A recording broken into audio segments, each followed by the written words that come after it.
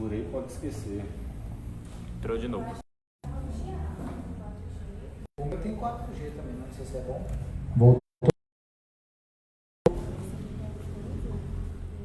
Dá pra botar essas canções por ano, tá? Fica pesado. Estamos ao vivo? Aleluia. Estamos. Então vamos lá. Queridos, nós vamos dar continuidade aqui ao que nós estávamos falando, ok? Então, quando a gente fala sobre essa primeira ferida teológica, né? Nós estamos aí falando acerca da questão desse sincretismo, ok?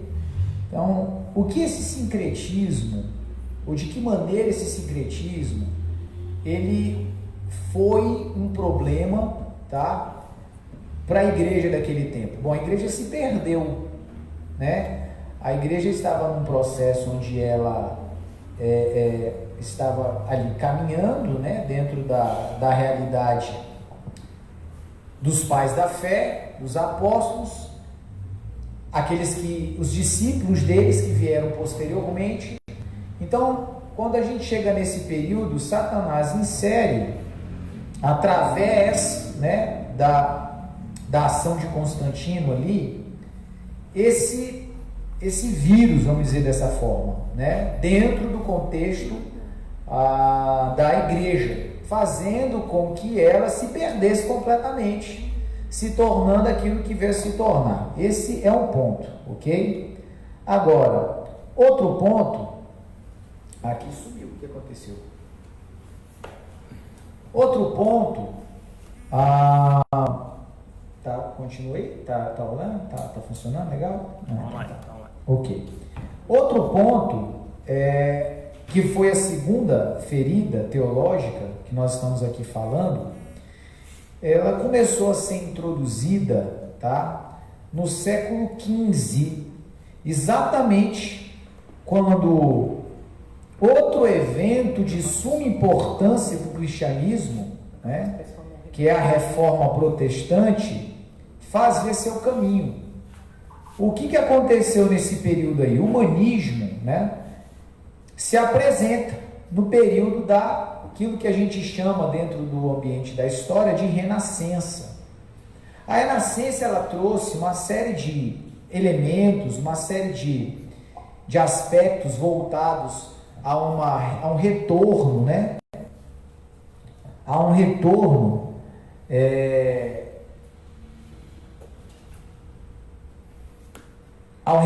de uma concepção humana, né? Da questão das artes, da filosofia, muitos ambientes que estavam completamente inertes, né? Eles começaram a ter ali uma outra vida, começaram a voltar à vida novamente, certo? Aí o que acontece? O que a gente vê? Esse fim daquilo que a gente chama de Idade das Trevas, né? E início de um processo de renascimento de toda a concepção humana, trouxe no mesmo conjunto uma ênfase,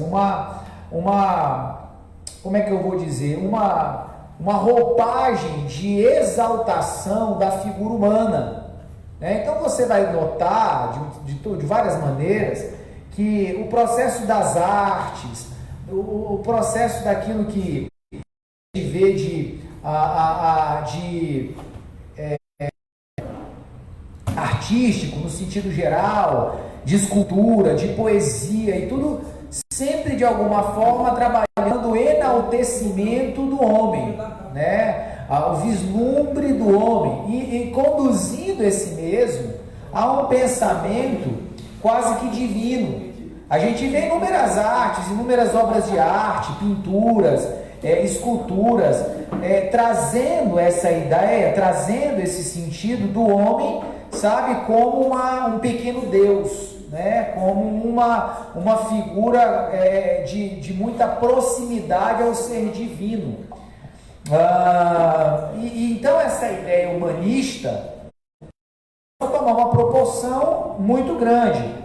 Então, é claro que esse pensamento antropocêntrico, essa ideia do homem no centro de todas as coisas, essa ideia do homem como a figura central daquilo que ele, enfim, manifesta e realiza, essa ideia não é de hoje, né? A ideia do antropocentrismo, pastor, me ajuda aí, vamos falar um pouquinho sobre antropocentrismo. Essa ideia do homem no centro não é uma ideia de hoje, é uma ideia antiga. Ela vem desde a época da queda. Se a gente for analisar o objetivo da Torre de Babel, já carregava esse sentido do homem querer tocar o céu. Com qual propósito? Com qual objetivo? Não é? Você vai perceber que um dos objetivos de Nimrod, ali ao processar, ao construir aquela torre, era para que as pessoas que estivessem ali ao seu redor não se dispersassem.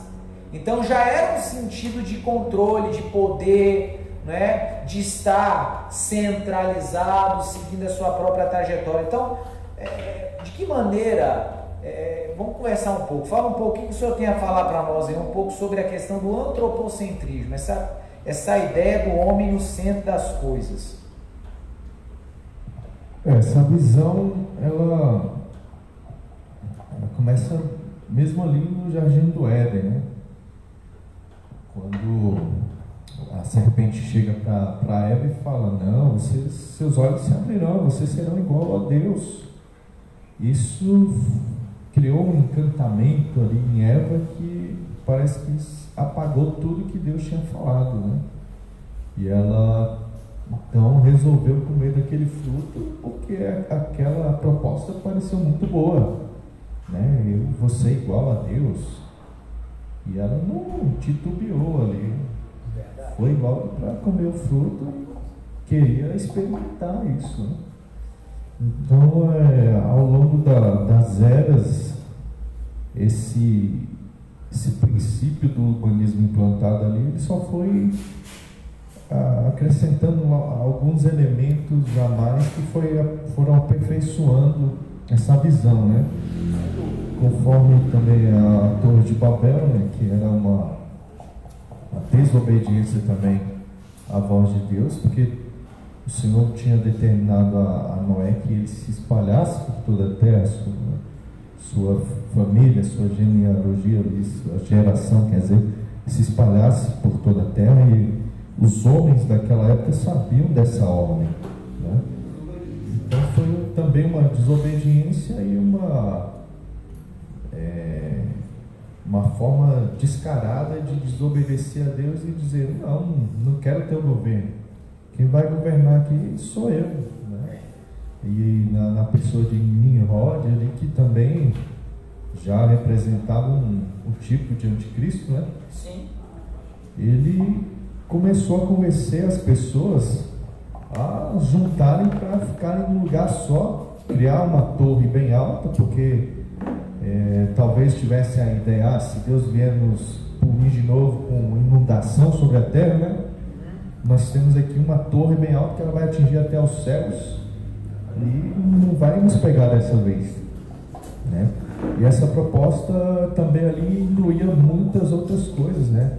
Talvez naquele tempo houve muitos estudos, pessoas que se agruparam ali como grandes líderes e incorporaram mesmo uma filosofia antropológica ali pesada, né? Não foi algo tão simples assim para Deus chegar. O texto diz que ele desce do céu para observar o que está acontecendo ali, né? Então foi um marco histórico assim, não, que os homens eles propõem mesmo não serem governados por Deus e governarem a si mesmo, né? Quando Deus dividiu as línguas e espalhou eles, eu creio que o diabo ele teve acho que mais de 1400 anos que ele vem trabalhando para tentar unir de novo o homem, as línguas, a compreensão facilitada do idioma, do entendimento do que cada um quer passar, né, para poder de novo falar para o homem: governa. Plenitude, foge da presença de Deus e começa a governar. Esse processo, né, ele é extremamente perigoso, né? E ele vem de muito tempo. O antropocentrismo, né, essa ideia do homem no centro, não é novidade, como o pastor está falando aqui. E o que acontece? Quando o homem vê essa realidade, melhor, quando o inimigo, né, quando Satanás, ele vê essa oportunidade, né, quando a gente vê esse período da renascença se levantar, então a ideia ali, ela começa a se efetivar, a se construir. E o humanismo, ele então começou a tomar uma proporção mundial. É claro que, como a gente já falou, né, a ideia antropocêntrica é muito mais antiga do que isso, estamos falando sobre isso aqui, mas ficou muito difundido e fortalecido nesse período da história, não é? E é interessante que Satanás, o inimigo, ele percebe a movimentação que a reforma teria, de trazer mais uma vez a identidade do evangelho resgatada, a ideia do evangelho cristocêntrico, a ideia, sabe, contra aquela, sabe, um remédio contra aquela primeira ferida teológica feita lá com Constantino. A reforma protestante, ela veio como remédio para isso.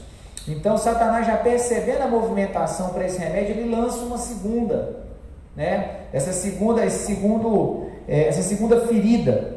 E aí o que acontece? Dentro desse ambiente aí, mas vamos lá, por que ainda hoje a gente vê século 21 e a gente continua vendo esse humanismo como um problema grave, ainda continua presente, né?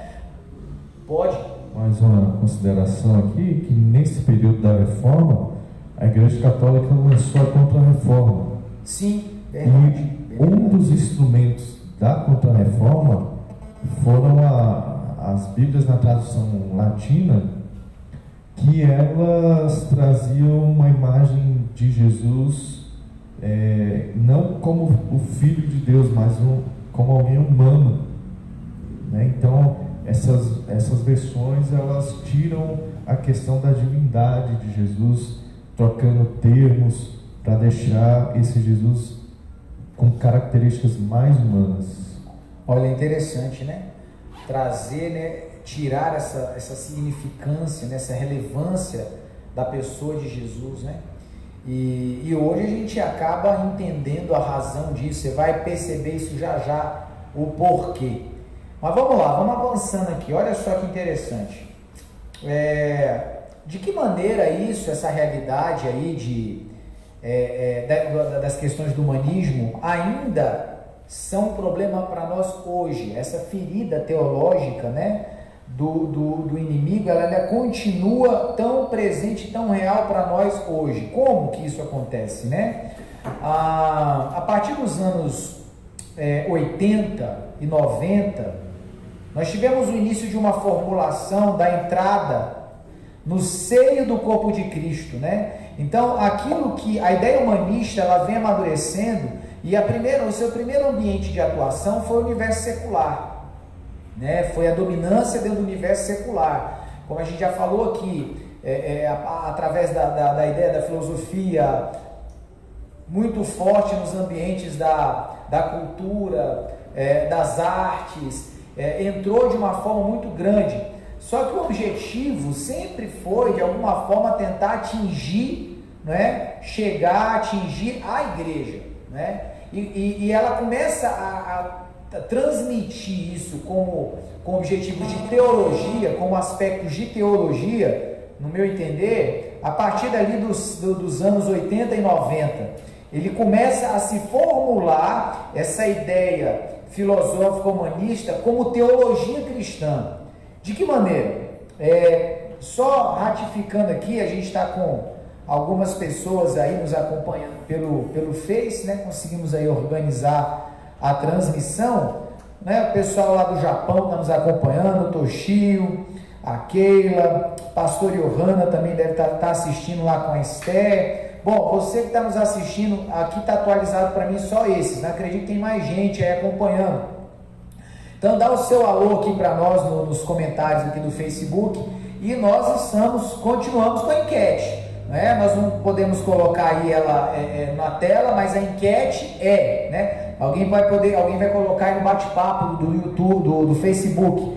Qual é a nossa enquete? A enquete é: quais são os perigos do humanismo dentro da igreja? Tá? Essa é a enquete. Quais são os perigos do humanismo dentro da igreja? Então, participe aí conosco, mande o seu comentário.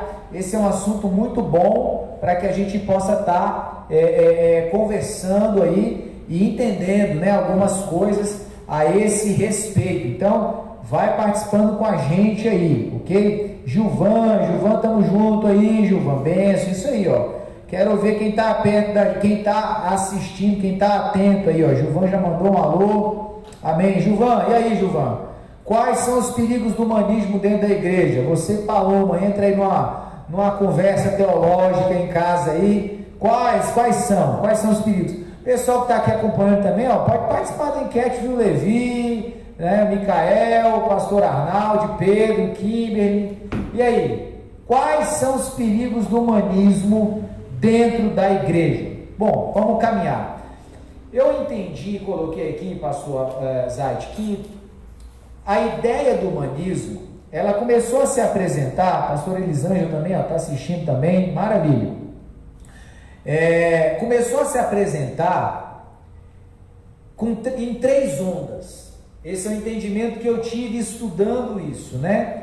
3 ondas, sabe, o inimigo propôs para introduzir o humanismo como teologia, tá? Como teologia. Então, essas 3 ondas, elas têm características bem particulares. A primeira delas é aquilo que nós conhecemos como teologia da prosperidade, tá? A teologia da prosperidade foi a primeira onda que o humanismo em formato de teologia introduziu, né? Como que a gente vê isso? Ali meados de 1890, né, uma figura proeminente da teologia da prosperidade, chamado E.W. Kenyon, educado na faculdade de oratória de Emerson nos anos de 1890, onde ele foi exposto a um movimento, novo pensamento, né? Movimento estudantil na sua época. Mais tarde se tornou amigo de líderes pentecostais famosos, escreveu sobre revelação divina, confissão positiva. Seus escritos influenciaram líderes do nascente movimento da prosperidade, dentre eles alguns que a gente conhece, como Kennedy Reagan e Oral Roberts, né? Então, esse Kenyon, ele foi um dos precursores do entendimento da perspectiva da teologia da prosperidade. É interessante que essa doutrina ela começou a ganhar forma, né, durante aí algumas décadas posteriores, ali meados de 1940, 1950, através dos ensinamentos do Ministério de Libertação e de Evangelismo de alguns homens, pastores, que tinham um ministério de cura muito forte, né? Combinando ensinamentos sobre a prosperidade com o avivamento e a cura pela fé, esses evangelistas professaram as leis, né, da fé: peça e será atendido, as leis da reciprocidade divina, dele será dado de volta. E um dos principais aí, construtores desse entendimento foi um homem chamado Oral Roberts. Esse Oral Roberts, ele começou a professar a doutrina da prosperidade em meados de 1947, e ele explicava as leis da fé como um pacto abençoado, no qual Deus retornaria as doações 7 vezes mais, prometendo aos doadores que eles receberiam de volta de meios inesperados o dinheiro que eles doaram ali a ele. Então, essa ideia, né, desse processo das leis, da reciprocidade, somado com essa questão da confissão positiva enfim, e fundamentos dessa natureza foram que confeccionaram aí essa teologia da prosperidade. Alguns conceitos, tá, sobre teologia da prosperidade. Seus defensores ensinam que a doutrina é um aspecto do caminho à dominação cristã da sociedade, argumentando que a promessa divina tem dominação sobre as tribos de Israel e se aplica aos cristãos de hoje, né? É a mistura entre a igreja e Israel. Você que está acompanhando o Café com Palavra, você vai perceber que essa ideia da mistura entre igreja e Israel é fruto de uma visão escatológica antibíblica ou deturpada biblicamente.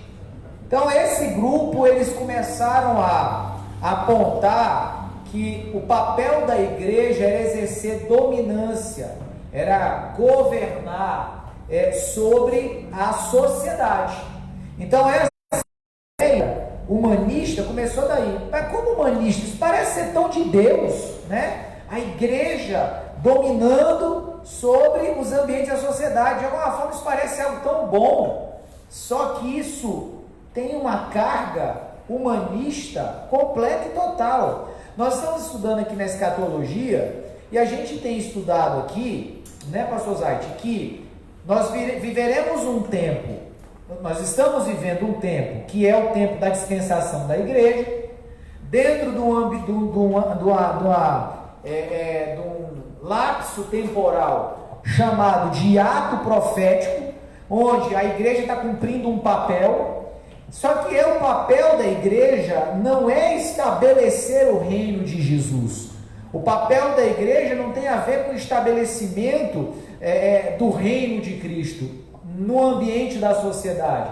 O papel da igreja é anunciar o evangelho da graça, é propagar o evangelho do reino, as boas novas, para que o reino de Deus ele esteja dentro dos homens, né? A fim de que esses homens um dia possam ser arrebatados. O objetivo da pregação do evangelho é essa. O objetivo da prática da pregação é levar os homens nesse sentido.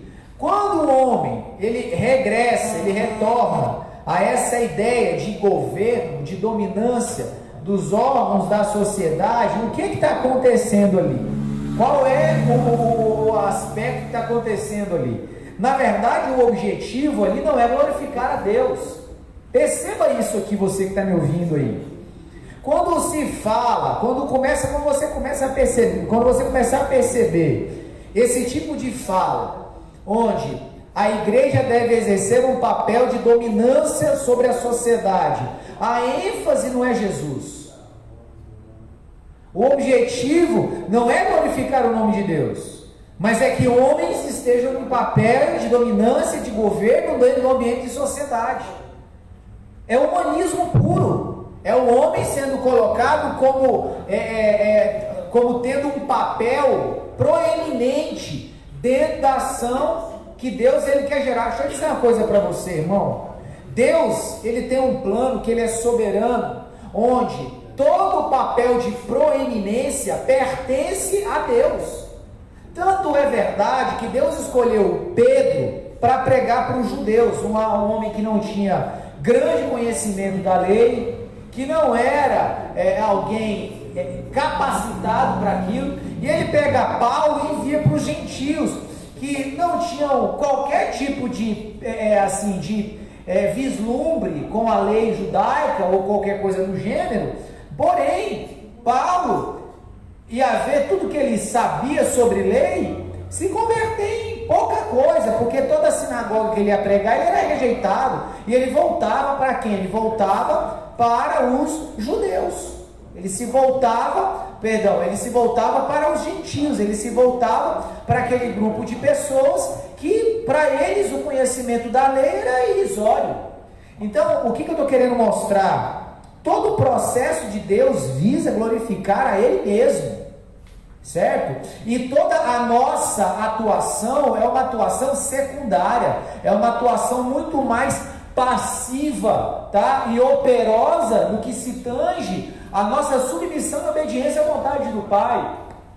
Então, a igreja não vai exercer um papel de proeminência nesse processo de governo, de estabelecer nada. Cristo vai estabelecer o reino dele. Cristo é quem vai abrir os 7 selos, não é? Quando João, ele chega no céu, não é? E ele começa a perceber ali que ninguém podia abrir um livro selado na mão de Deus, e o céu então começa a entrar em festa. Por que o céu entra em festa? O céu entra em festa porque o Cordeiro pode abrir o livro, e quando o Cordeiro começa a abrir os selos, as coisas começam a acontecer. Então não se trata da ação da igreja, não se trata da confissão positiva da igreja em declarar, vamos declarar isso, vamos declarar aquilo, vamos declarar porque isso vai acontecer, vamos estabelecer porque nós somos chamados para estabelecer, vamos realizar porque nós somos chamados para realizar. Não, não tem absolutamente nada, nenhuma conexão com esse tipo de pensamento.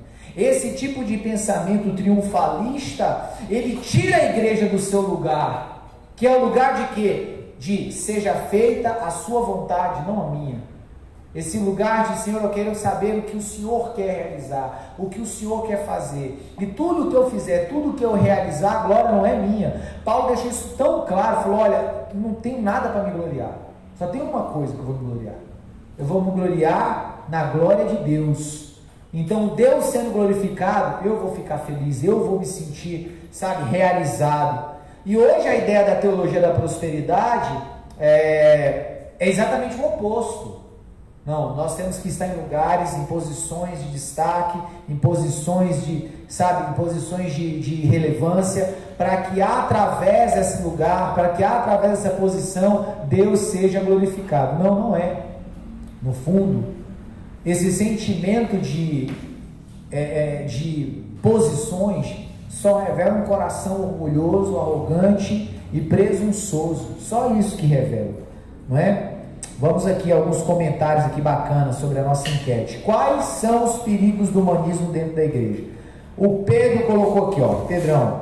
O perigo do humanismo está em perder completamente o propósito da igreja e tirar o foco na nossa herança, que é Cristo. Exatamente, muito bom, Pedro. O Dênio, Jennifer, bênção, diz assim, ó, gera amoldamento da palavra de Deus à vontade humana. Perfeito. Pessoas que vivem pela necessidade, não pelo propósito. Raquitismo espiritual, soberania de Deus deixada de lado, louvores engrandecendo o homem e, logicamente, desvio total do caminho determinado por Deus. Ótimo, é isso aí, não é? Vamos lá, vamos continuar respondendo nossa enquete aí. Eu creio que o Senhor, Ele vai continuar construindo aqui em nosso coração os entendimentos que nós precisamos. Avançando aqui, ó, aqui, teologia da prosperidade, né? Mais algum conceito sobre ela. A doutrina enfatiza a importância do empoderamento pessoal, propondo que é da vontade de Deus ver seu povo feliz. A expiação, né, a reconciliação com Deus, é interpretada de forma a incluir o alívio das doenças, da pobreza, que são vistas como maldições a serem quebradas pela fé.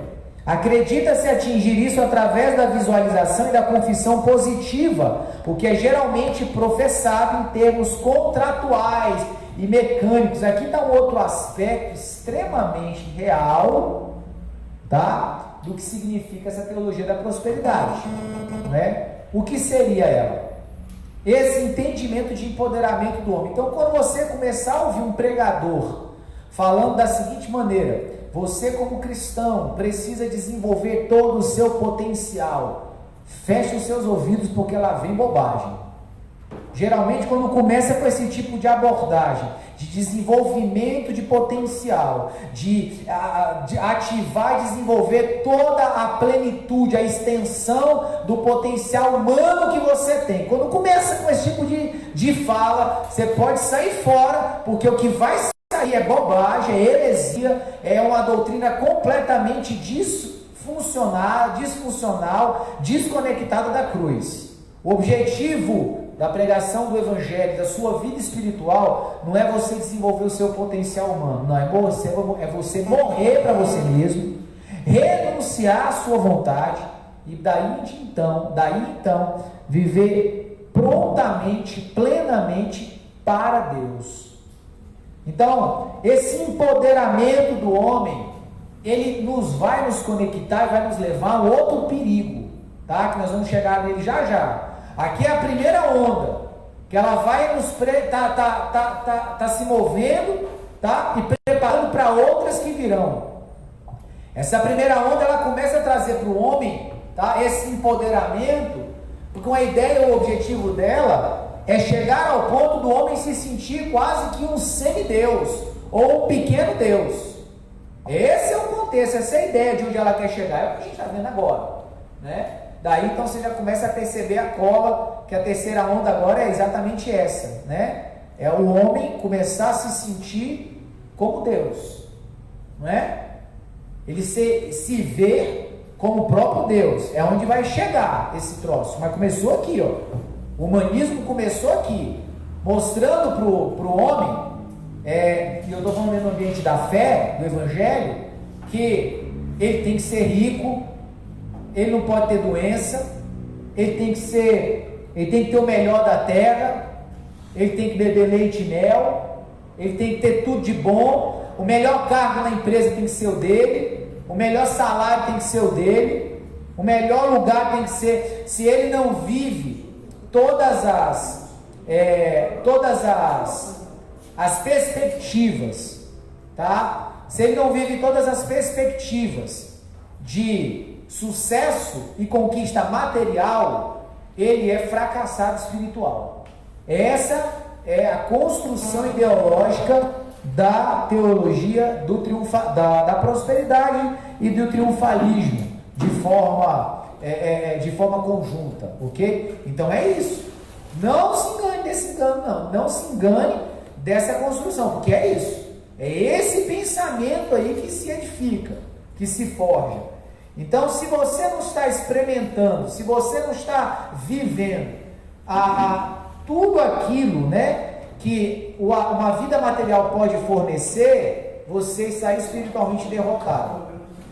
Então, alguém espiritualmente frutífero é alguém que materialmente não tem qualquer tipo de necessidade. Não há heresia maior que essa, tá? Não há heresia maior que essa, não há falta de perspectiva bíblica maior que essa. Uma vida materialmente bem sucedida não é reflexo de uma vida espiritualmente sadia. Nunca foi, tá? Entenda o seguinte, a minha condição natural, tá, de riqueza ou de pobreza, sabe, a minha perspectiva de conquista e de realização natural, ela absolutamente nada tem a ver com a minha condição espiritual. Qualquer um de nós pode ter uma enfermidade. Nós vamos pegar os heróis da fé, vamos pegar homens aí, vou pegar dois exemplos só, dois exemplos que eu acho assim tremendo para falar aqui. O primeiro exemplo é aquele que é conhecido como o príncipe da pregação, né? O príncipe da pregação, que os seus sermões, eles até o dia de hoje aí são marcas, né? Eu estou falando de Spurgeon. Spurgeon foi considerado um homem extremamente, sabe, usado por Deus na pregação da palavra. E ele morreu de uma enfermidade terrível, assolado de cama, ruim.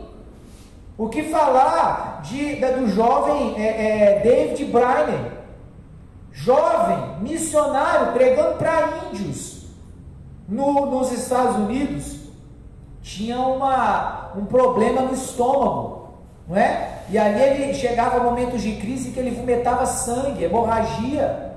Morreu disso, morreu jovem. E foi usado de uma maneira sobrenatural, pregando para índios canibais, vivendo experiências fantásticas. Aquele que seria o seu futuro sogro, né? Jonathan Edwards, relatou as suas aventuras num diário que ele escreveu e morreu, e depois ele pegou esse diário e tornou esse diário um livro, publicou, e você vê ali a trajetória, momentos em que ele cavalgava dias, horas, e depois ele tinha que parar e vomitando sangue. Você vai falar que esse homem era um homem fracassado espiritualmente? As experiências que ele vivia em tribos de índios canibais era algo até tremendo, assustador em muitos casos, e foi, sem sombra de dúvida, um homem extremamente usado por Deus, e teve enfermidade. Então, não quer dizer, sabe, a ser imune a doenças, ou passar por algum tipo de enfermidade, isso não mostra que é menos espiritual. Isso é uma bobagem sem tamanho, isso é uma heresia sem tamanho. Tá? Então, a teologia da prosperidade, ela começa a trazer essa ideia, a construir essa ideia, sabe, de alguém que é um empoderamento. Grave essa expressão, o empoderamento pessoal, tá? Então, onde você começar a escutar algum tipo de palavra, tá, sobre empoderamento pessoal, trazendo isso para uma conexão de evangelho, de vida espiritual, você pode acender o alerta. Você está diante de uma pregação humanista teológica. Você pode ficar com a sua antena ligada. Você está diante de um humanista teologizando uma heresia, querendo construir uma perspectiva espiritual sobre um fundamento humanista, diabólico, fraudulento. Alguns comentários aqui, ó. Gilvan, respondendo a enquete: o perigo do humanismo é a busca por um caminho mais fácil, que não requer mudança de vida. Exatamente, muito bom, Gilvan. O Dênio participando bastante aqui, muito bom, Dênio. Diz aqui, ó: essa teologia triunfalista que fala que se não tenho vida próspera ou saúde, estou em pecado, é justamente condenada e ensinada por Deus no livro de Jó. É verdade. E muitas outras passagens, bem lembrado. A experiência revela exatamente isso, não é? Onde Deus, ele provou Jó tirando coisas, não dando coisas. A espiritualidade de Jó foi mostrada e foi checada não recebendo, mas perdendo. Então foi ali que a espiritualidade dele de fato foi checada, foi percebida.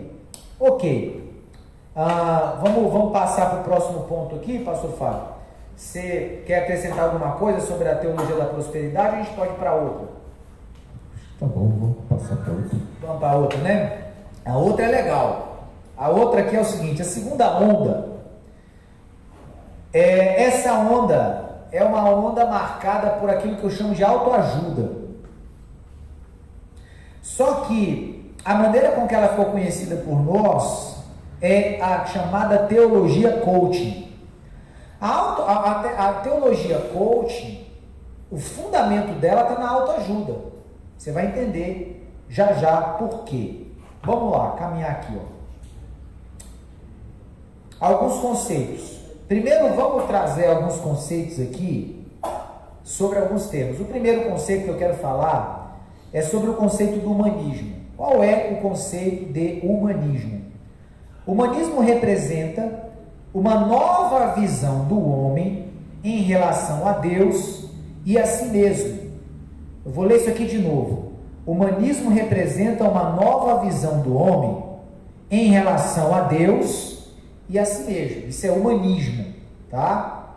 Nesse sentido, significa valorizar o ser humano. Então, nessa nova relação que eu começo a ter sobre Deus e sobre mim, nessa relação, quem é o ser valorizado? Não é Deus. O ser valorizado sou eu.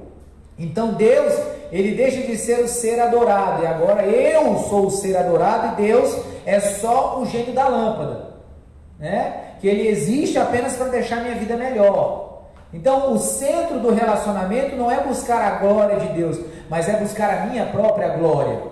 O centro dessa relação agora não é buscar aquilo que é a vontade de Deus, mas é buscar a minha vontade, e esse Deus agora é o agente para fazer isso acontecer. Essa é a ideia da teologia humanista. Tá? Com isso, o teocentrismo começa a desmoronar, dando lugar ao antropocentrismo. Então, quando você começa a ver essa construção teológica de pregação, de ensino, até mesmo, pastor Zaid, de vivência de igreja. A gente muitas vezes vê igrejas, vê processos de... E quando eu falo de igreja, eu estou falando de sistema religioso. A forma que a igreja se move, né? Alguns modelos de funcionamento. Esses modelos de funcionamento, eles deixaram, né? Esses que eu... voltados a esse tipo de realidade aqui, de servir aos interesses de Deus. Vamos conversar um pouco sobre isso. Sobre esses modelos de sistema de igreja que deixaram de servir aos propósitos de Deus, e eles se converteram a servir aos propósitos das pessoas que lá estão. Então deixou de se buscar os interesses de Deus para se buscar os interesses do homem. Todo o sistema de funcionamento, ao invés de servir aos interesses de Deus, vamos conversar um pouco sobre isso aí. Fala um pouquinho para nós sobre isso, vamos conversar. É notório que hoje a maioria das igrejas estão vivendo nesse tipo de sistema, né? Onde elas criam um sistema de clientela. Né? Os membros são clientes, eles têm que ser bem tratados, mimados, né? Os seus gostos e opiniões têm que serem satisfeitos para que eles possam continuar comprando os produtos que se vendem nessas igrejas, né? Então é um clientelismo mesmo. As igrejas negociam totalmente os princípios da palavra, não tem nenhum tipo de mensagem que possa ser agressiva, com algum tipo de cobrança quanto à modificação do caráter, né? Ou que possa trazer uma certa um distanciamento daquela pessoa, daquela igreja, né? Porque eles querem manter aquela pessoa ali, porque eles também, os líderes ali estão se servindo, né? Através dos dízimos, das ofertas e da popularidade que eles ganham, né? Através do número de adeptos, de clientes, assim, que eles conseguem fidelizar, né? Com os tipos de pregações que eles colocam, que são totalmente humanistas, colocam o homem no centro e lhe dão aquilo que ele deseja, afaga o ego da pessoa para que ela, né, ela levanta a mão, glória a Deus, porque você vai ser vitorioso, Deus te dá a chave da vitória, é tudo que a pessoa quer ouvir mesmo, e ela se encanta com aquilo. Agora eu vou sair daqui, vou lá para fora, vou conquistar, vou ter muitas bênçãos materiais, a palavra de Deus, o homem de Deus me abençoou, né, com a palavra de Deus, eu sou herdeiro das promessas, e a pessoa se ilude com tudo aquilo, compra tudo aquilo e acha que está vivendo verdadeira e genuína, quando na verdade ele é só um cliente de uma igreja empresa, na verdade uma empresa disfarçada de igreja. Olha como isso é forte, essa realidade. Deixa eu fundamentar algo para você aqui importante, tá?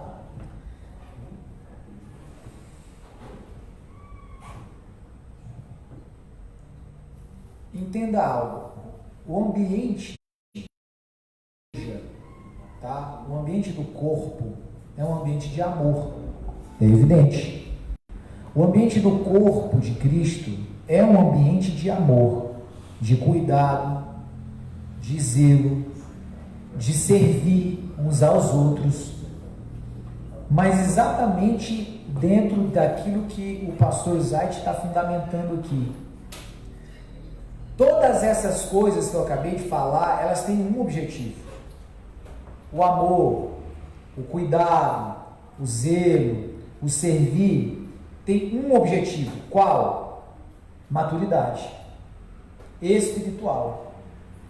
Então, o objetivo é que você se torne cada vez mais parecido com Jesus, cada vez mais próximo dos atributos de caráter de Jesus. E deixa eu trazer uma verdade para o seu coração aqui.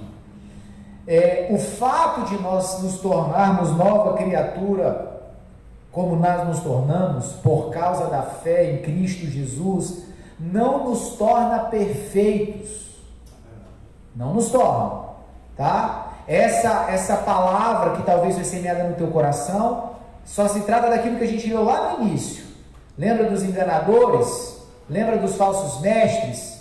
Lembra daqueles que deturpam a palavra, que nós lemos lá nos textos, lá, Hebreus, Timóteo, Pedro. Então, é disso aqui que se trata essa turma que fala essas besteiras. Não te torna perfeito.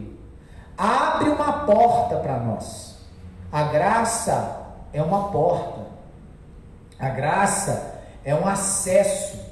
É o favor que Cristo nos fez de nos reconduzir ao Pai. Só que depois que a gente entrou por essa porta, depois que nós acessamos esse lugar pela graça de Deus, nós somos convidados então a alinhar a nossa vida, a alinhar o nosso perfil. Para quê? Para saber se nós vamos ou não vamos, sabe?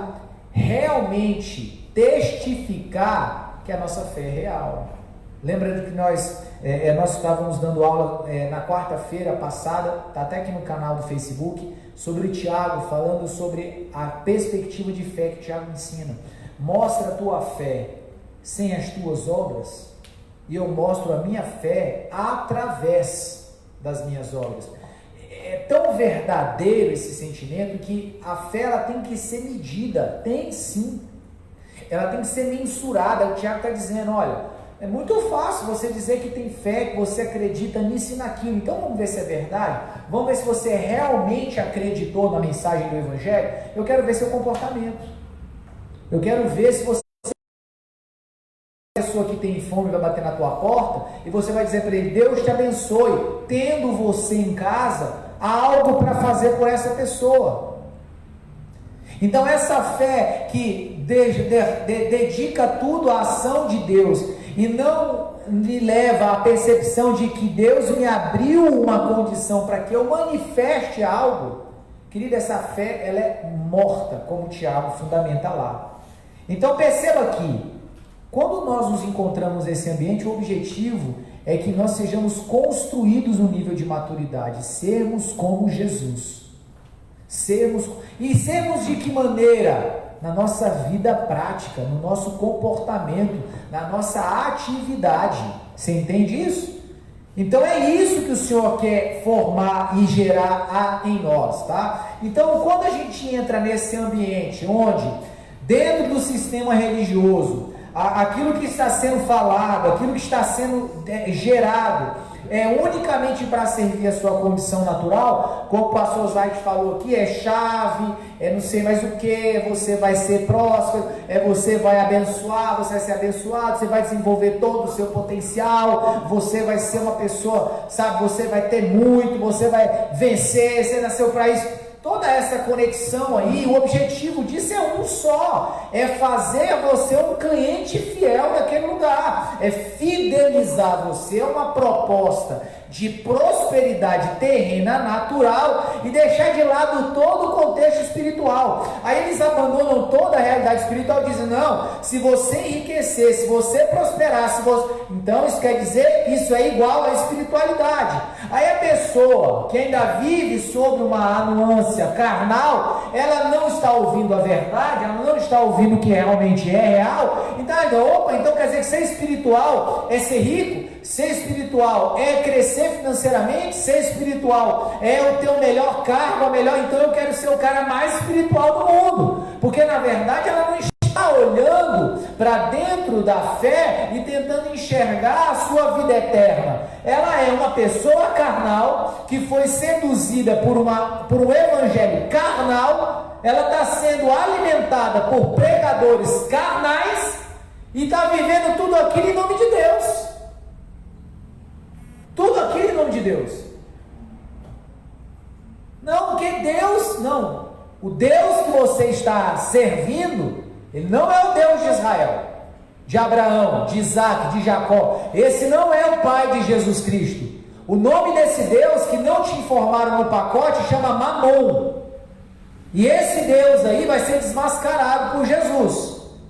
Ele vai ser abatido e todos os seus seguidores junto dele. A teologia da prosperidade é uma teologia de demônios. Eu estou afirmando isso.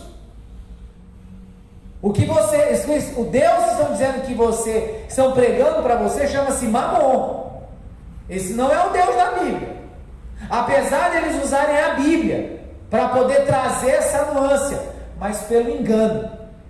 Então esse cuidado e esse zelo é para promover a sua alma para a eternidade. É para promover o seu coração a viver uma vida de busca pelas coisas que são do céu, pelos tesouros que são de lá, pela riqueza que o ladrão não rouba, que as traças não corroem, essas riquezas que estão lá em cima, lá no alto. Jesus ensinou isso. Então toda essa linha de construção desse processo aí, que traz essa ideia, sabe, voltada sempre ao homem, a necessidade do homem, a realidade do homem.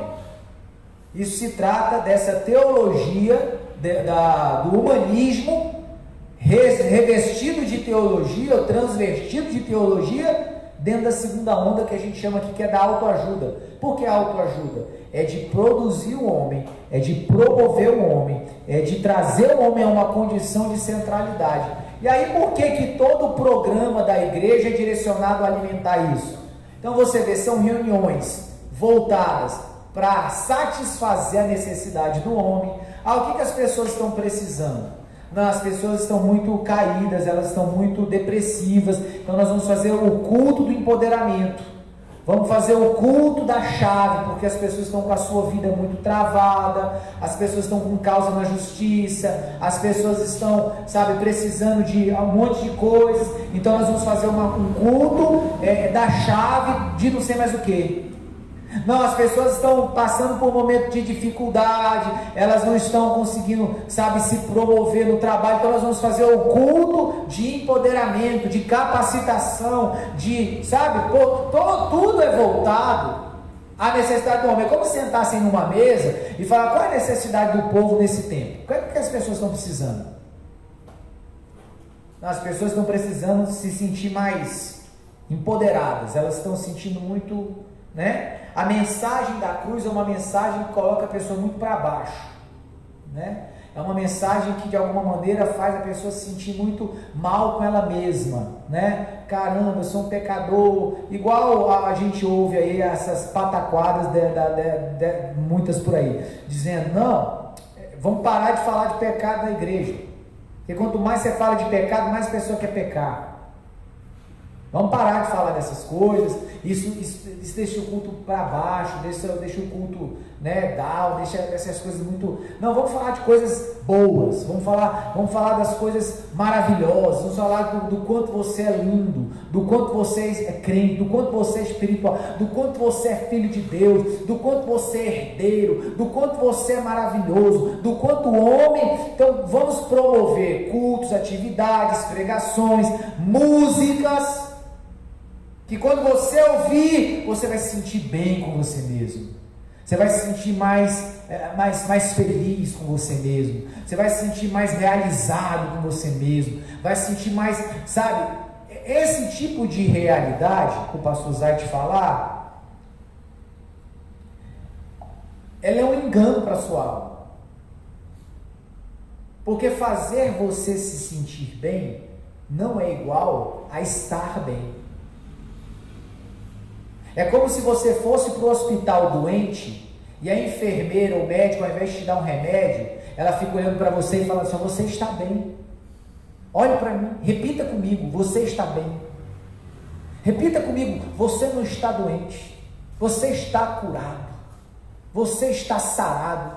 E você está lá com um câncer, está lá com, sei lá, com um problema gigante dentro de você. E pela simples repetição de palavras positivas, alguma coisa fosse mudar. Então, deixa eu dizer uma coisa para você: não adianta, filho, você está carregado de pecado, está carregado de engano, e achar que as coisas vão ficar boas só porque você está repetindo isso no culto, só porque alguém mandou você repetir, que você, sabe, não, você não é mais que vencedor, a não ser que você esteja em Cristo Jesus. E o que isso significa? Que você está alinhado com Ele. Então, mais do que alguém ficar gritando no teu ouvido palavras de motivação, sabe, o melhor seria que alguém pegasse o bisturi, abrisse sua barriga e visse o que está de errado lá e costurasse, fizesse a cirurgia que tiver que fazer, sabe, mexe no que tem que fazer. Pelo menos eu, quando eu vou no médico, eu não quero que o médico olhando para mim falando: repita que você está bem. Não estou bem, senão eu não estava aqui. Eu estou mal, eu estou morrendo. Me examina, me dá um remédio, me manda para a cirurgia. Eu quero ser curado. É isso. Entende? Você vai para o hospital para ouvir palavra de autoajuda, ou você vai para o hospital porque você quer que o médico te examine? Que ele coloque a mão onde está, sabe? Você rasga o braço, corta o braço, que abre aqui o braço, fratura externa. Aí você chega com o braço com a fratura externa lá, o osso saiu para o lado. Aí o médico olha para você: vamos lá, repita comigo, seu braço não está quebrado. Não, seu louco, está aqui, ó. Alguém, pelo amor de Deus, me dá anestesia e coloca o meu braço no lugar. É isso que a gente quer. É isso que tem que ser feito. É alguém que tenha lucidez para colocar realmente a nossa vida no lugar que ela tem que estar. Se não for isso aí, pastor, nós estaremos vivendo um evangelho totalmente corrompido. Aliás, ele vai ser um evangelho místico, cheio de misticismo, sabe, de mistura de várias religiões. Porque se você pega o hinduísmo, ele vai dizer para o camarada: não, você tem essa vida aí mesmo, mas se alegra com ela, porque na outra vida você vai evoluir, né? Então fica aí. Aí o budismo diz para o camarada: não, você vai ser iluminado, ser iluminado, né? Você vai se sentir energizado, você vai se sentir poderoso, né? E então, e você vai achar o caminho da felicidade. Olha aí. Aí o kardecista diz assim: não, faça boas obras, você vai se sentir bem com você mesmo e com o próximo. Tudo eu vou me sentir. Isso. Aí o catolicismo diz assim: faz uma quermesse, faz uma procissão, né? Paga uma penitência, porque aí você vai se sentir aliviado na sua vida. Então, todas essas religiões propõem um caminho para que você se sinta bem com você mesmo, para que você, de alguma forma, seja beneficiado, ache benefício para a sua alma, e a sua alma, então, ela se alegre com isso. A macumbaria também propõe, faz um despacho aí que você vai, né, vai ganhar muito dinheiro, vai ganhar uma mulher, um homem. Então, a maçonaria fala, entra para o nosso grupo aqui, porque você vai ser ajudado, todo mundo vai te levantar, você vai ser próspero. Se o Evangelho de Cristo pregar isso, que diferença há? Perfeito. Deu o comentário do Dênio aqui. Rapaz, nada melhor para demonstrar essa situação das igrejas como os congressos e campanhas de cura, de portas abertas, de busca por prosperidade. Ninguém faz um congresso ou campanha do morra mais eu, ou tua vontade seja feita, Senhor. Verdade. É uma realidade, né? Que revela isso aí. Participa aí, pessoal. Vamos lá, vamos continuar. E eu quero ouvir as respostas muito boas, não é? Da nossa enquete. Que diz, né, quais são os perigos, né, do humanismo dentro da igreja, quais os perigos do humanismo na igreja.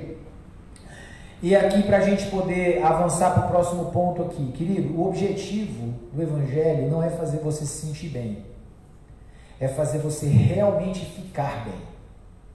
Se sentir bem pode ser um engano, se sentir bem é uma coisa transitória, sabe?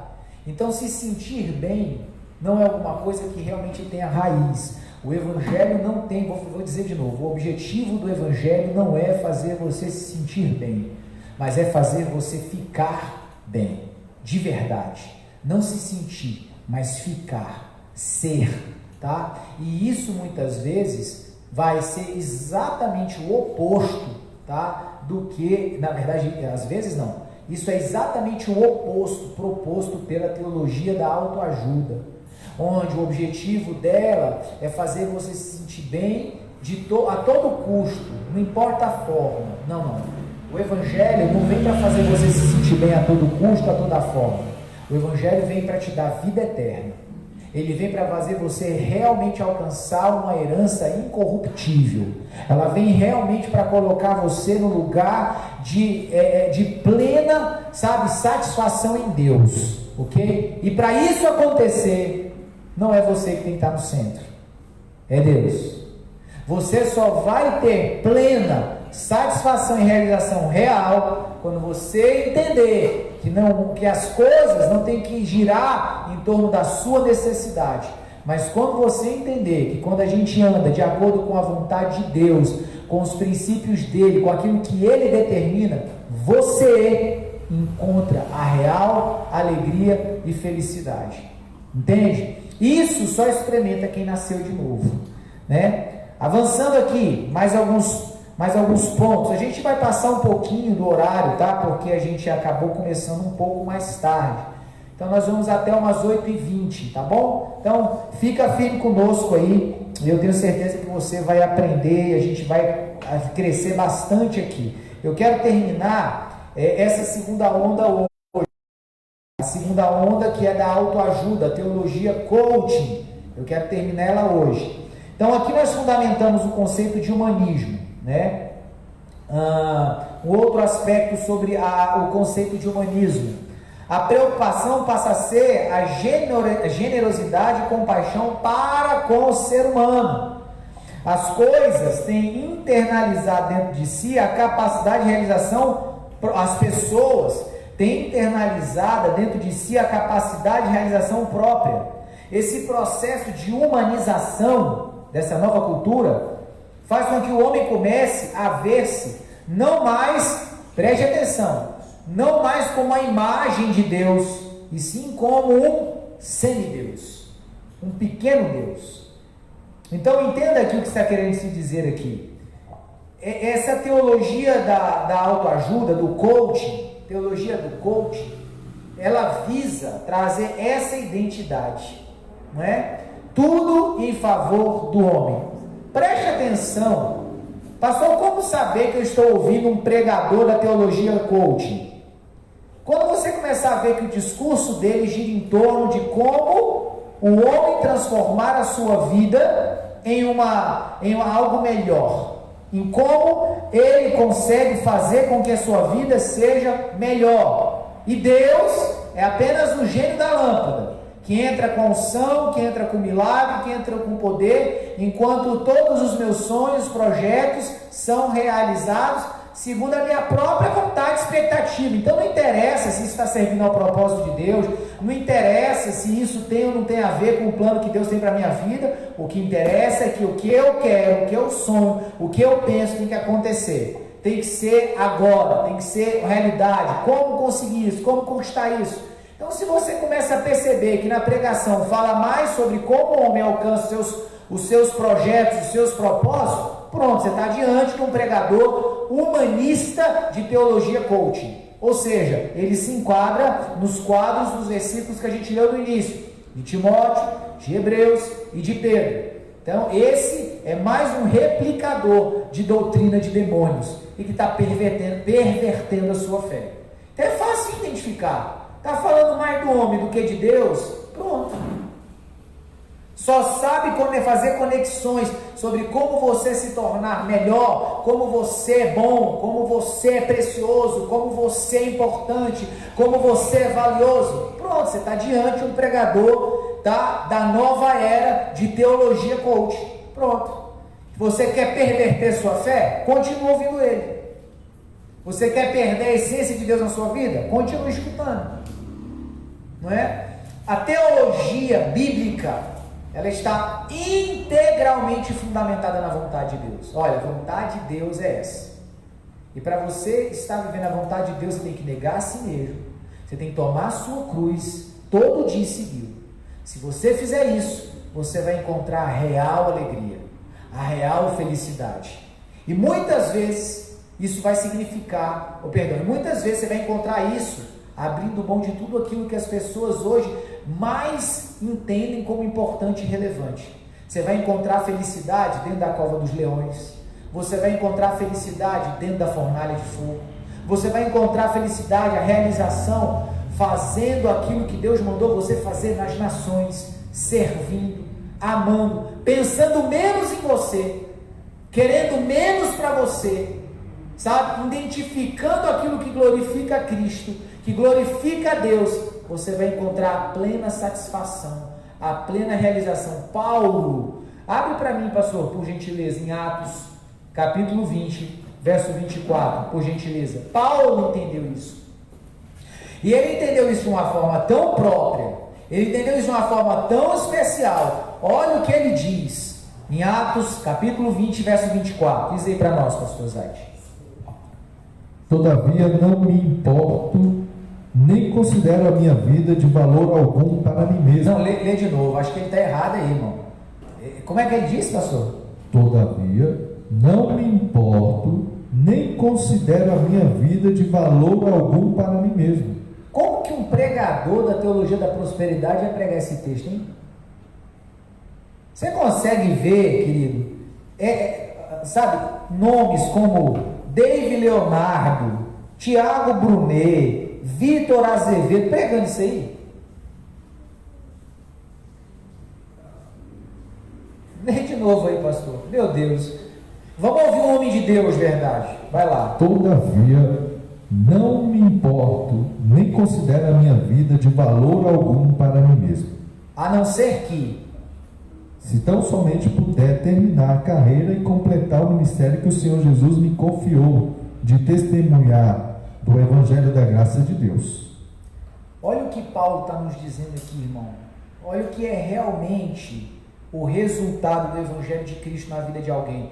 Eu não considero a minha vida, eu não tenho a minha vida nada como preciosa, como valor.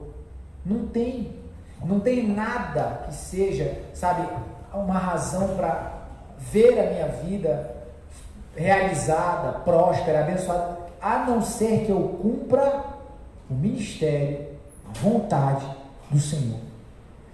Paulo está dizendo assim, olha, só tem uma coisa que pode deixar a minha vida realizada, e essa coisa, e esse algo, é fazer a vontade de Deus. É esse o efeito que o Evangelho de Cristo causa em alguém.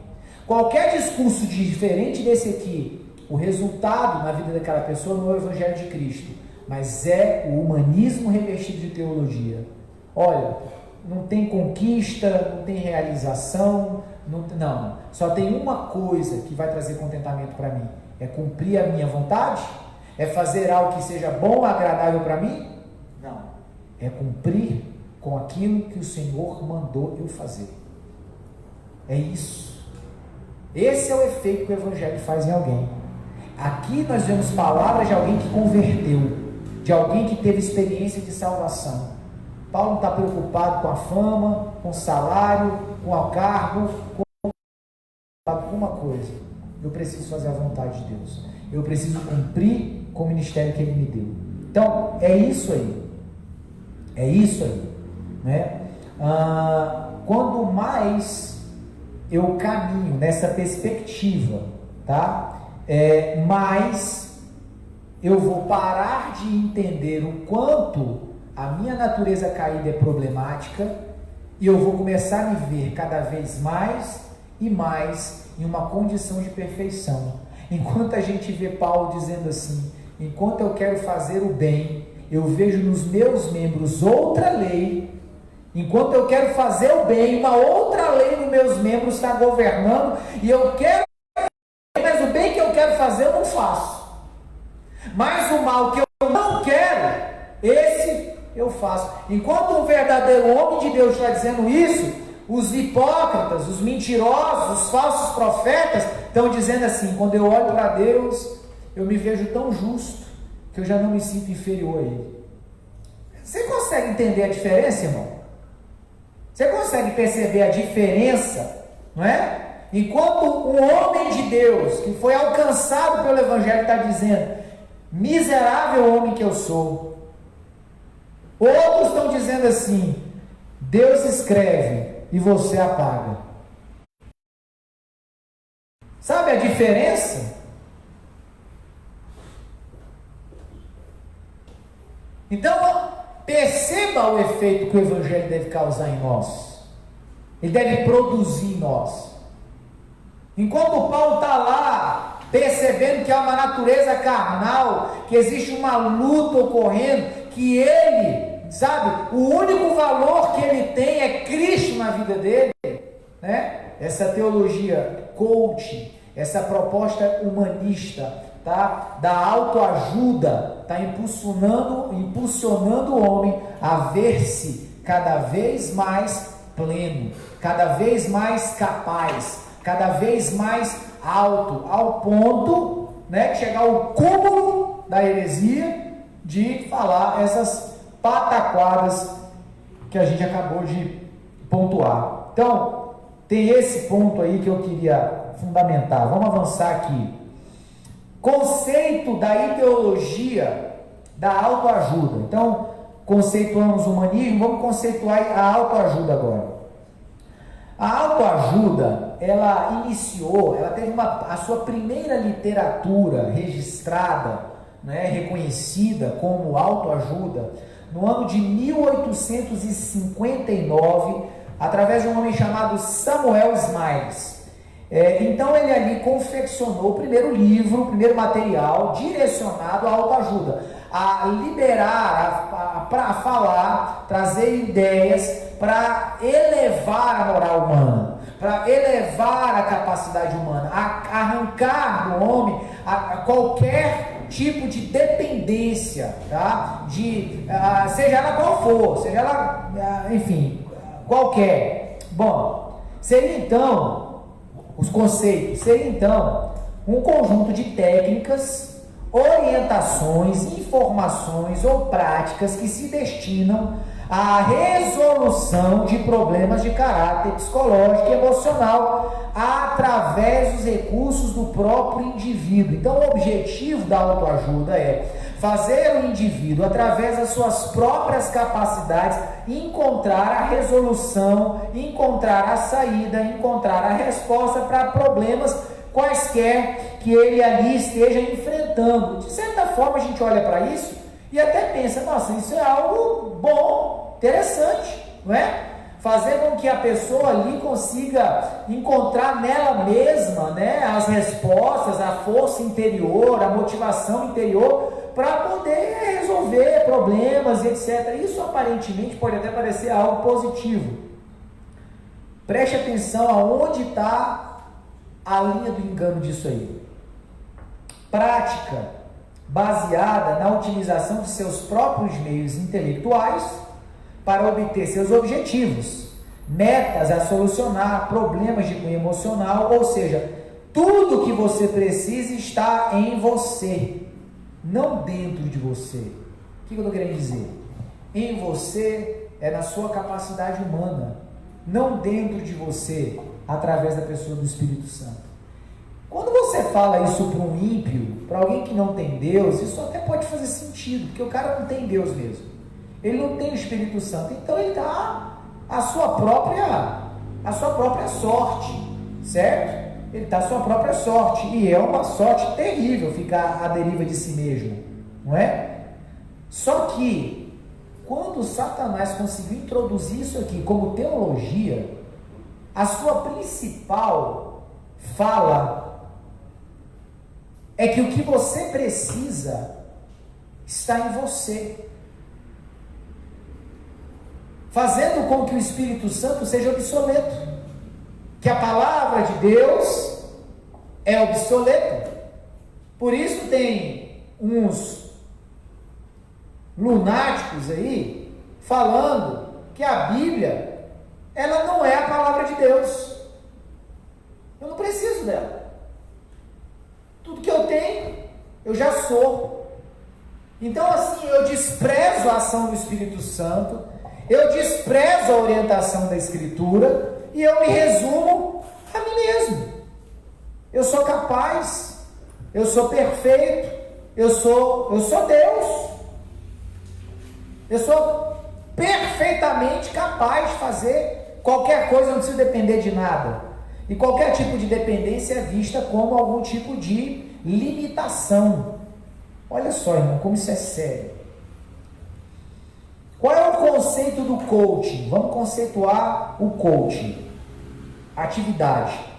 O coaching é um processo definido como um mix de recursos que utiliza aí técnicas, ferramentas e conhecimentos de diversas ciências, não é? Como, por exemplo, administração, gestão de pessoas, psicologia, neurociência, linguagem ericksoniana, planejamento estratégico e entre outras, etc. Então é um mix, tá, de recursos, técnicas, ferramentas e fundidas, tá, para um fim.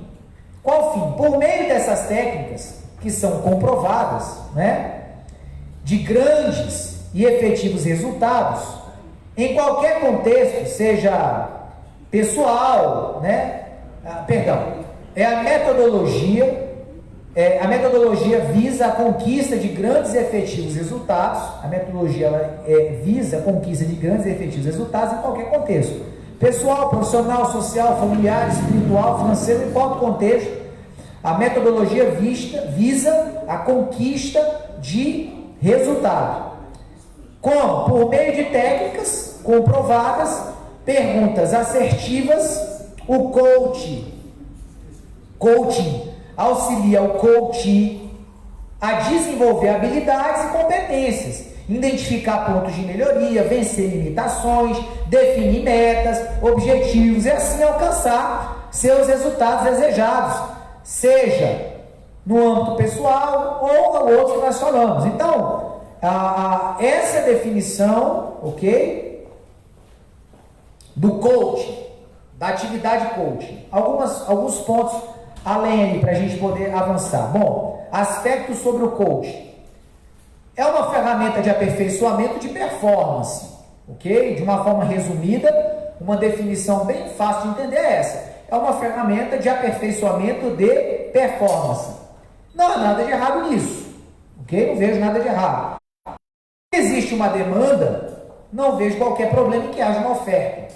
Então, se tem pessoas que estão vendo que a sua performance não está boa em alguma área da sua vida e querem alcançar um resultado melhor, mais eficiente, tem lá a ferramenta do coach, que tem sim os seus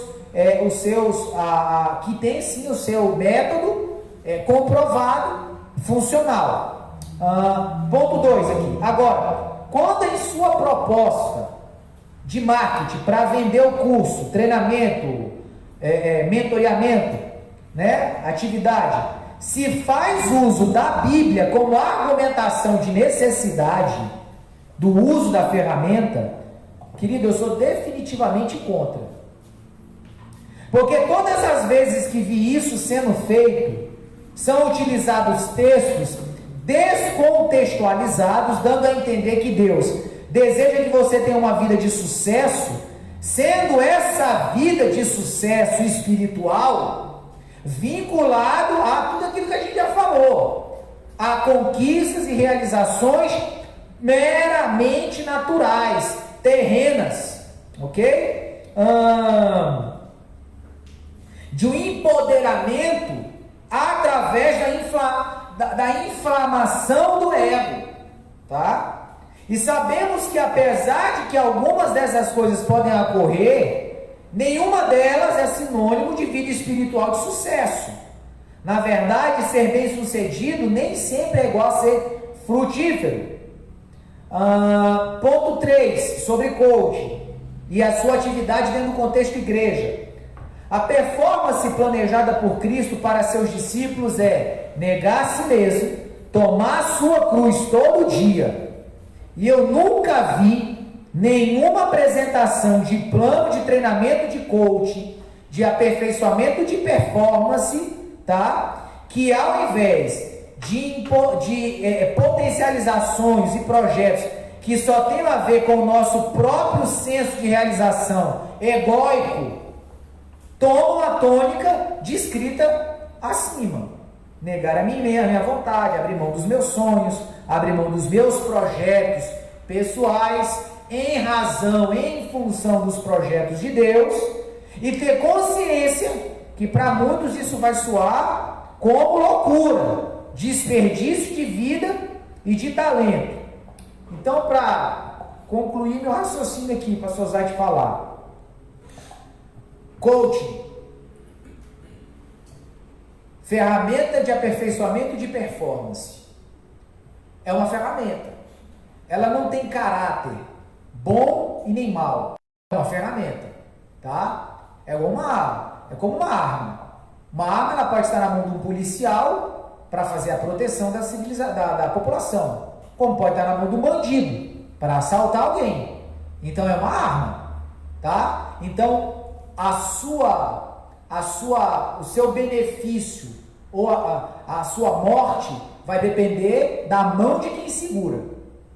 Então, essa ferramenta de aperfeiçoamento de performance para pessoas que, cara, eu quero passar no concurso público, não sou disciplinado, tenho problema, quero que alguém me auxilie, me mentorie, quero ser um profissional melhor, quero, sei lá, fazer uma coisa melhor.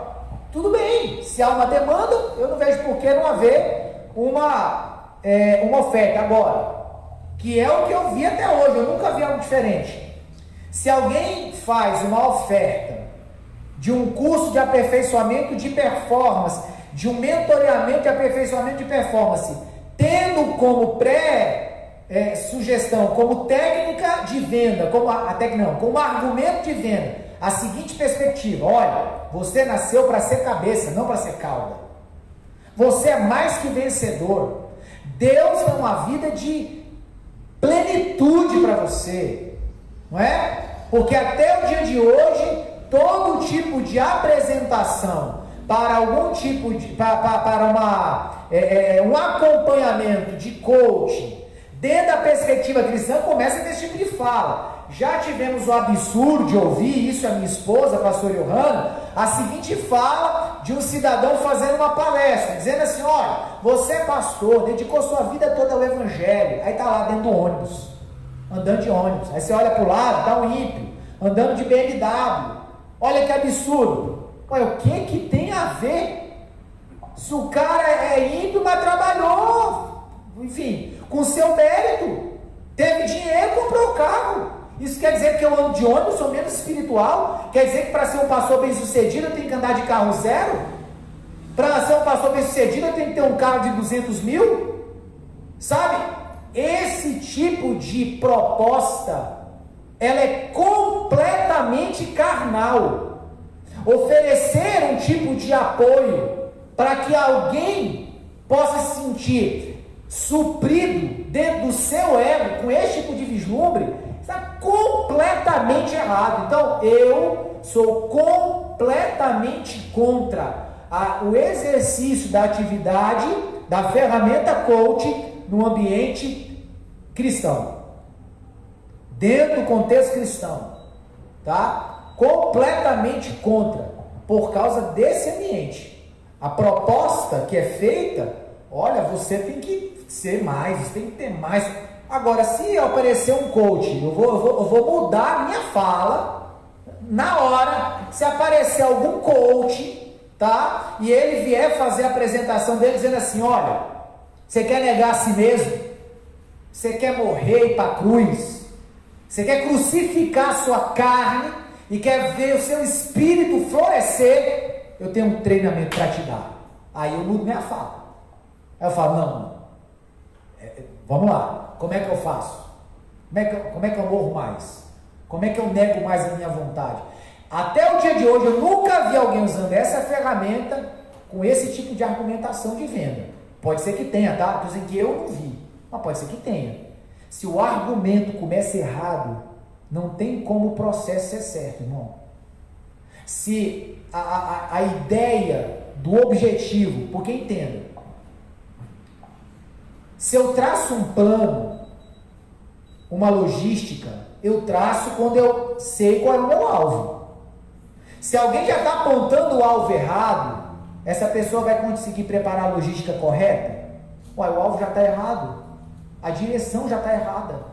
Como é que o meio do caminho vai dar certo? Não tem, irmão, não tem. Então veja bem, eu tenho que começar do jeito certo. Para onde eu quero ir? Cara, eu entendi. Eu preciso seguir Jesus como Ele mandou fazer. Lucas 9:23. Eu tenho que aprender a negar a mim mesmo. Eu tenho que parar de viver para mim mesmo. Eu tenho que me esvaziar do meu ego, não inflá-lo. Eu tenho que esvaziar da construção de objetivos, de ideais, de propósitos que digam respeito apenas sobre mim mesmo. Eu tenho que abraçar o plano de Deus, abraçar a vontade de Deus, ainda que essa vontade seja... Ainda e principalmente quando essa vontade for completamente diferente da minha, eu tenho que preferir a dele, não a minha. É a vontade dele que eu tenho que buscar, não a minha. Não é fazer a vontade de Deus quando der tempo, quando no meio da minha caminhada eu conseguir fazer o que ele quer. Não. É a minha vontade completamente lançada por terra e eu viver totalmente para ele. Se esse é o seu alvo e alguém te apresenta um plano para ajudar a fazer isso, aí ok, aí beleza. Agora, se o alvo começou errado, não tem como o processo dar certo. Pastor Zaid. Eu vejo também nessa questão de coach, autoajuda, né, pastor? Sim. Muito do que vai falar também em Colossenses 2:23, que são assim regras, comportamentos que a pessoa vai aprender, instruções que ela vai receber para tentar chegar ao nível de aperfeiçoamento, melhoria de si, mas que, como Colossenses diz assim, essas regras têm de fato aparência de sabedoria, com sua pretensa religiosidade, falsa humildade e severidade com o corpo, mas não tem valor algum para refrear os impulsos da carne. É isso. A gente tem que tomar muito cuidado para não substituir a nossa vida espiritual por essas coisas, porque Deus nos chamou para a santificação e isso não pode tomar o nosso tempo, nós estudamos, fazemos cursos, especializações, tudo, mas aquilo não é a prioridade da nossa vida. Nós dedicamos um tempo ali, mas a prioridade da nossa vida é estarmos cada vez mais próximos de Deus. E foi Ele que disse na sua palavra: sede santos, porque eu sou santo. Então, temos que ter um momento de dedicação à palavra dele, né? E essas aprendizagens, elas sempre forçam a pessoa a querer mais. O coach, depois é o master coach, sempre vai surgindo alguma coisa. Sempre inflando o ego. Isso. Né? E lá em Timóteo, 2 Timóteo 4, versículo 7, diz assim: eles estão sempre aprendendo e jamais conseguem chegar ao conhecimento da verdade. Então, só para inflar o ego, só para, né? Eu estou me sentindo bem com isso. E para fechar, no mesmo capítulo 4, 2 Timóteo diz, no versículo 4, 16 e 17: toda a Escritura é inspirada por Deus e útil para o ensino, para a repreensão, para a correção e para a instrução na justiça, para que o homem de Deus seja apto e plenamente preparado para toda boa obra. Em 2004, eu tomei uma decisão na minha vida, pastor, em que eu ia dar prioridade à palavra de Deus ante qualquer outro livro. Então, qualquer outro livro para mim é auxiliar, né? A Bíblia é o principal. Então, se eu tenho que ler alguma coisa, eu vou ler a palavra. Eu vou buscar na fonte primeiro. Eu posso ter um livro de teologia sistemática, eu vou estudar doutrinas, posso ter alguns livros que vão me auxiliar no estudo, mas são auxiliares, são complementares. Eu não vou deixar a fonte, eu não vou para substituir a palavra jamais. Amém. Perfeito. Eu penso exatamente dessa maneira aí. Nós estamos em um completo acordo. Então, queridos, para a gente poder ir para a parte de conclusão aqui,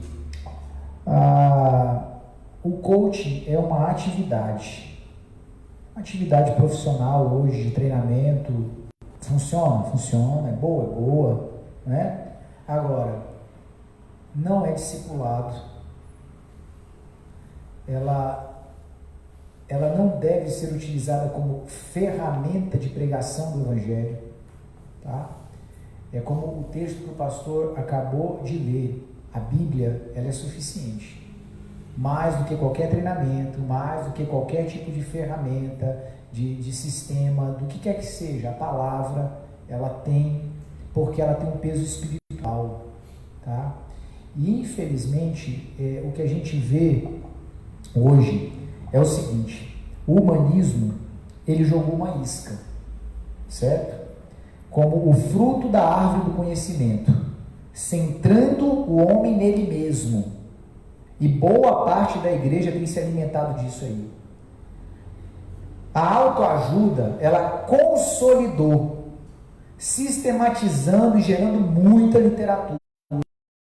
Então a ideia do humanismo, ela foi consolidada pela perspectiva da autoajuda, mostrando como aqueles ideais humanistas poderiam ser alcançados e o quanto eles eram favoráveis ao homem, né? O coach forneceu a ferramenta ideal, aperfeiçoou as técnicas, profissionalizou o processo e vendeu os cursos. O coach, ele forneceu a ferramenta, porque até então a autoajuda, o que ela tinha eram muitos livros, muita literatura, muitos cansativos.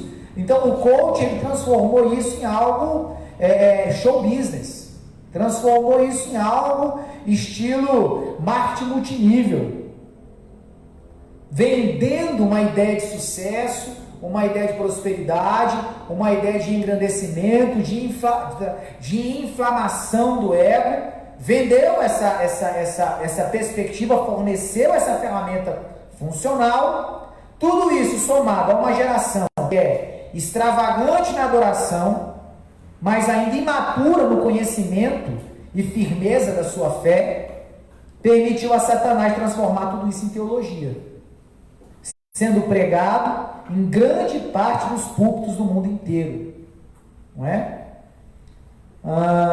Como eu disse no início, a ferida que deu início a tudo isso é o humanismo, né?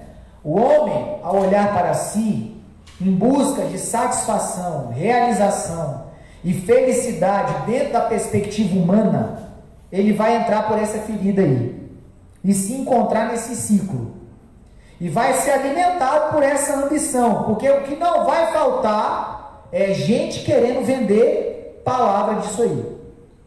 O que não vai faltar é gente dizendo que você é o centro de Jesus. O que não vai faltar é gente para dizer que tudo é sobre você. O que não vai faltar é gente dizer que você é poderoso e Deus confia em você. O que não vai faltar é gente dizendo que tudo que você precisa está em você. O que não vai faltar é gente para dizer que o que você determinar, você vai conseguir. O que não vai faltar é gente para dizer que se você olhar para Deus, você vai ser como Ele. O que não vai faltar é gente falando bobagem como essa.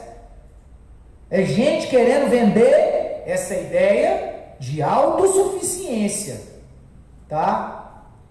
O homem, quando olha para si, em busca de realização, satisfação, realização, mas dentro da perspectiva de Deus, irmão, muda, porque o que ele vai buscar é santificação, obediência, arrependimento, confissão, reparo, altar. Vai ser sua prioridade, vai ser o seu gozo, vai ser sua paz, vai ser suficiente e transbordante para ele. Outras coisas não serão necessárias. Então hoje a gente fecha aqui as duas primeiras ondas do humanismo. Primeira, triunfalismo. Segunda, teologia coach, tá? E eu faço questão de usar esse termo, é teologia coach. Não é a atividade, tá? Mas é quando essa atividade é usada para poder pensar teologia. Aí, querido, não dá bom.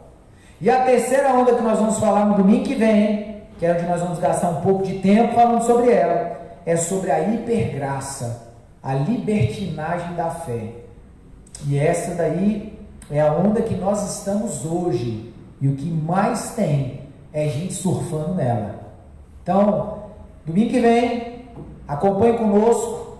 Nós vamos estar aqui falando sobre essa terceira onda do humanismo, né? A hipergraça. No mais, eu quero desejar a você que ficou conosco aqui, né? Quem é da casa, Elim, quem não é, que Deus abençoe sua vida grandemente, poderosamente, sua família. Que você possa estar aí sendo guardado pelo Senhor, abençoado pelo Senhor.